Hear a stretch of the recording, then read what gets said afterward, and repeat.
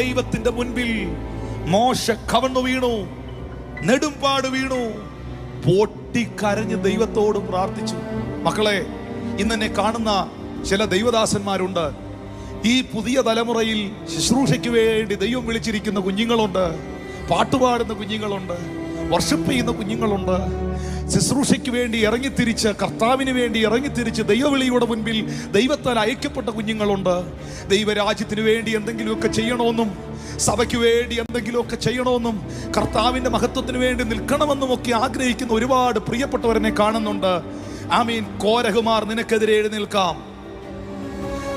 ആമീൻ. ഒരു കൂട്ടം നിനക്കെതിരെ വളഞ്ഞുകൂടാം. നിന്നെ തന്നെ നീ ഉയർത്തുന്നു എന്ന് നിന്നോട് പറഞ്ഞ അസൂയ കൊണ്ട് നിന്നെ ഡിസ്കറേജ് ചെയ്യാൻ ശ്രമിച്ചേക്കാം. പക്ഷേ അവിടെ എങ്ങും നീ വാ തുറക്കരുത്. അവിടെ എങ്ങും നീ വാ തുറക്കരുത്. നീ ഒറ്റ കാര്യം ചെയ്താൽ മതി. നിന്നെ വിളിച്ചവന്റെ മുമ്പിൽ നെടുമ്പാട് വീണാ മതി. നിന്നെ വിളിച്ചവന്റെ മുമ്പിൽ മുഴങ്കാൽ ഇരുന്നാ മതി. നിന്നെ വിളിച്ചവനോട് നീ പ്രാർത്ഥിച്ചാൽ മതി. നിന്നെ വിളിച്ചവനോട്, നിന്നെ അഭിഷേകം ചെയ്തവനോട്, നിന്നെ അയച്ചവനോട്, മുൾപടർപ്പിൽ നിനക്ക് പ്രത്യക്ഷനായവനോട് നീ സംസാരിച്ചാൽ മതി. എന്തുവായിരുന്നു അതിന്റെ റിസൾട്ട്?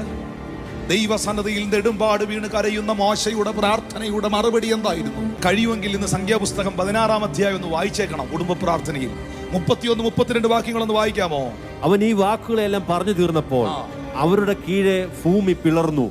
ഭൂമി വാ തുറന്ന് അവരെയും അവരുടെ കുടുംബങ്ങളെയും കോരഹനോട് ചേർന്നിട്ടുള്ള എല്ലാവരെയും അവരുടെ സർവ്വ സമ്പത്തിനെയും വിഴുങ്ങിക്കളഞ്ഞു. ഭൂമി വായി തുറന്ന് അവരെയും അവരുടെ കുടുംബങ്ങളെയും കോരഹിന്റെ കൂടെ നിന്നുകൊണ്ട് പ്രവർത്തിക്കുന്ന സകലത്തെയും സർവ്വ സമ്പത്തിനെയും വിഴുങ്ങിക്കളഞ്ഞു.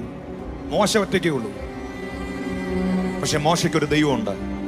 ഇന്ന് പകൽ എനിക്ക് കുറെ നാട്ടുകാരുണ്ട്, രാഷ്ട്രീയക്കാരുണ്ട്, കുടുംബക്കാരുണ്ട്, സംഘടനയുണ്ട്, സഭയുണ്ട്, പാസ്റ്ററുണ്ട്, വിശ്വാസിയുണ്ട് എന്നല്ല നീ പറയേണ്ടത്. എനിക്കൊരു ദൈവമുണ്ട്. എനിക്കൊരു ദൈവമുണ്ട്. എന്നെ വിളിച്ചൊരു കർത്താവ് എൻ്റെ കൂടെയുണ്ട്. എന്നെ അഭിഷേകം ചെയ്തൊരു ദൈവം എൻ്റെ ഒപ്പമുണ്ട്.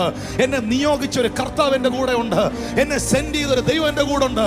അവൻ വിശ്വസ്തനത്രേ, അവൻ സർവശക്തനത്രേ, അവൻ സർവജ്ഞാനി അത്രേ, അവൻ സർവവ്യാപി അത്രേ, അവൻ അഗ്നിജ്വാലയ്ക്കൊത്ത കണ്ണുള്ളവൻ, അവൻ മാറത്ത് പൊൻകച്ച കെട്ടിയവൻ, അവൻ മെൻലോട്ടിന് സദൃശ്യമായ കാലുള്ളവൻ, അവൻ പെരുവെള്ളത്തിന്റെ ഇരച്ചിൽ പോലെ ശബ്ദമുയർത്തിനായോ വിധിക്കുന്നവൻ, സർവശക്തൻ, ഓൾമൈറ്റി ഗോഡ്.